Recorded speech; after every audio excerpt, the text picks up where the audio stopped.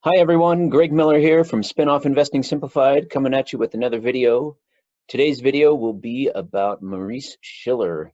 I'm recording this video on Memorial Day of 2020, and I know that Memorial Day in the United States is typically used to think about people that have passed on, the veterans and stuff like that for our military, but I think sometimes it's a good time to remember those that helped us get where we are today. So glad to have you, and we'll be talking about Maurece Schiller today. Hey everyone, this is Greg Miller from Spinoff Investing Simplified. I'm your host here at Spinoff Investing Simplified's YouTube channel, and I appreciate you stopping by and taking a look around. If you appreciate this video or any of the others, please subscribe to our channel. We would love to have you along. We also appreciate your comments, and smashing that like button helps us out with the YouTube algorithm. We sure appreciate your time with us and hope you enjoy this video. Thanks a bunch. Hey guys, welcome back. This is Greg Miller from Spinoff Investing Simplified, and today for Memorial Day we are talking about Maurece Schiller. You may or may not know who Maurece Schiller is. If you've spent some time investing in special situations, you probably are aware of his name. You've heard it once in a while. But I would venture to guess that you may or may not know that Maurece Schiller was the father of special situations investing. He was the first person that took special situations and said, hey, this is how someone would do it. And I want to share with you a little bit of a quote from one of his books. This is the very first book that he published in 1955, and he says, "There is no other publication extant that contains the material found in this book, nor is there any group of books that can give the reader the instructional information contained herein. This is the only publication containing the information regarding how to buy and sell to make profits in investments requiring technical knowledge." The interesting thing about Maurece Schiller, before we even know what special situations is and we have a definition for it, Maurece Schiller was already writing it, and his name for it were investments requiring technical knowledge. And he spent his time identifying situations that, due to a corporate event of some sort, gave outsized profit opportunities to the investor. He was a customer's man and a stockbroker. That is his self-described way to identify who he was, and that was done around the 1930s. And his focus was basically just identifying what a customer would want. And he supported his family through the Great Depression as a securities broker, which I think is a monumental task, and probably a little bit more useful for us today as we are dealing with the coronavirus in 2020 and thinking about how do you handle making sure that your investments get or become successful even during a depressed market like the Great Depression presented. He was really involved with Benjamin Graham in a lot of the railroad recapitalizations that occurred during that time, and it's very telling and very interesting to see how well Maurece Schiller did. And he was not necessarily the guy that went out there and fleeced the American public the way many investors did prior to the Securities Act of 1934. Benjamin Graham was one of his contemporaries, according to Tom Jacobs. And Tom Jacobs makes a great review of who Benjamin Graham thought Maurece Schiller was through the book Fortunes in Special Situations in the Stock Market. And this is actually a reprint of one of Maurece Schiller's books. It's the 1961 version of his Special Situations books. Tom Jacobs was one of the people that wrote some of the updated information in it.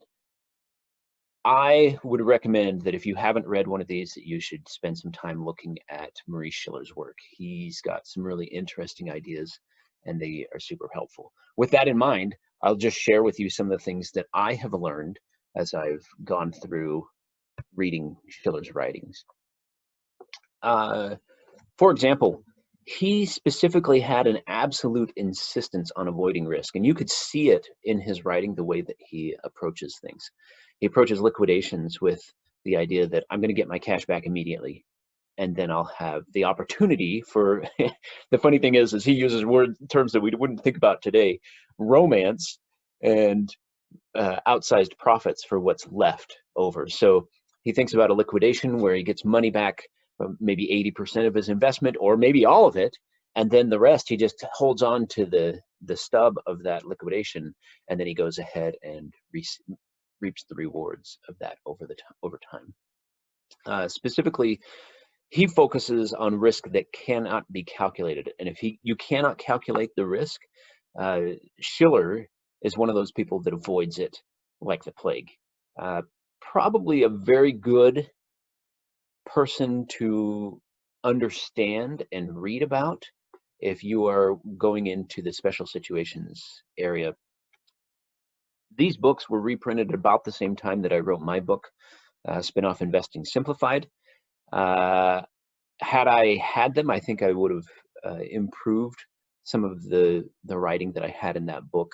But also, Schiller is very comprehensive in nature in the way that he approaches things. And you're going to read it, it feels a little bit repetitive, but I would venture to guess that when we're talking about special situations, it's probably good to be as repetitive as possible because of, in Schiller's own hand, the technical nature of these particular situations.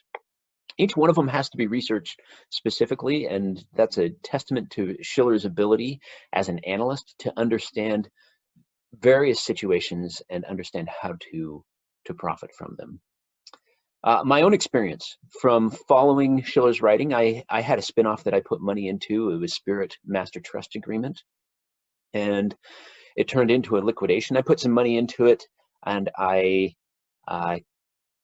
have basically gotten to the point where now it's in the liquidation phase of that spinoff, and I basically have no money that's invested in it, and I'm just waiting for to reap the romance rewards, according to Schiller.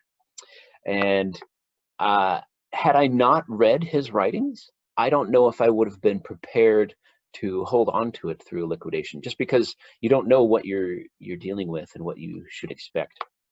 I expect a small profit, but a relatively, how shall I say it, riskless profit out of my Spirit MTA investment.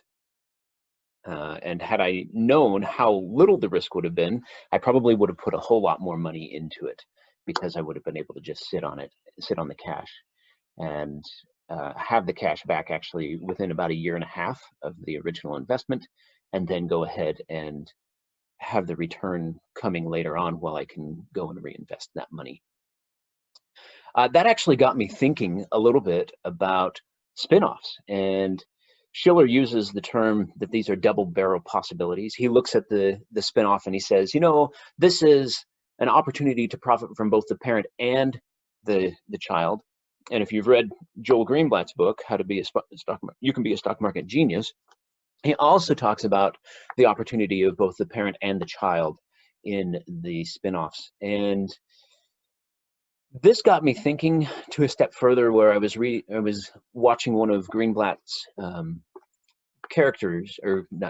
of his classes in the Columbia Business School about spinoffs, and he was talking about a spinoff, and he was talking to these young up-and-coming analysts, and one of the analysts said, well, should we wait until after the spinoff or before? And Greenblatt said, well, if I was in your position, I'd look at it now. And that's an interesting thing to look at when you buy a spinoff prior to the split. Usually that gives you an opportunity to do the very same thing that I did with Spirit MTA, is you can limit your risk. You can find the things that you like about the spinoff or the parent, and then cash out the other side of it as you're moving on, or keep both of them, like I did with Hewlett Packard, which was a genius move that I stumbled upon. I have to say, kind of ridiculous that people, sometimes we just get lucky. And now I'm trying to get that luck again. For me, that actually changed the way that I invested in my most recent spinoff, and that was American Outdoor Brands. I looked at that one. I looked at the investment profile of it, and then I had identified that it was probably worth about $13 a share, and at the time it was trading around $8.50 or $9. And so I started selling puts on it that would get me in at about $8 a share or lower, and then I bought a call on it at a $10 share strike price. And all of those give me right now the comfort to realize that probably I'm going to make the money off of the puts that will pay for the call. And if it goes up to what I think it should be, about $13 a share, then it gives me an opportunity to also benefit on the upside. And in that case, thinking about Schiller's avoiding risk profile, I've actually paid for the call out of the puts and decreased my cost, my entry price into the company for maybe about $8.60 a share total. And that'll give me an interesting thing, something that I'm learning a lot from Schiller's writing, and just reattacking the simple and very well thought out ideas of somebody that invested through the Great Depression. Just a little thought on the side. I've spent a lot of time talking about biases over the past couple of weeks, and this is one of my biases. I believe we're in a situation in the United States where eventually we might have a very similar depression-like 3 to 5 years.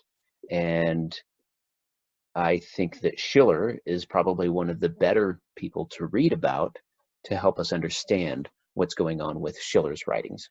So anyway, thanks a bunch for being here with me and learning more about Spinoff Investing Simplified. And hopefully you can take your time and look at a Schiller book yourself. There's 5 of them on Amazon. Just look up Maurece Schiller and you can identify how it is. Thanks a bunch for watching, guys.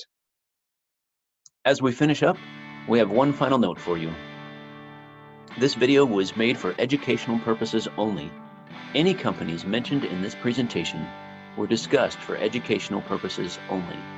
Discussing such companies and the specifics about them is for illustrative purposes only and not a solicitation to purchase them. We recommend that you conduct your own research and identify why you might want to own the company yourself before you commit any funds. We also recommend that you seek the services of a financial advisor that has considered your situation as your fiduciary. May your education here grow your knowledge, improve your personal investing performance, and give you the confidence to take control of your future. Thanks.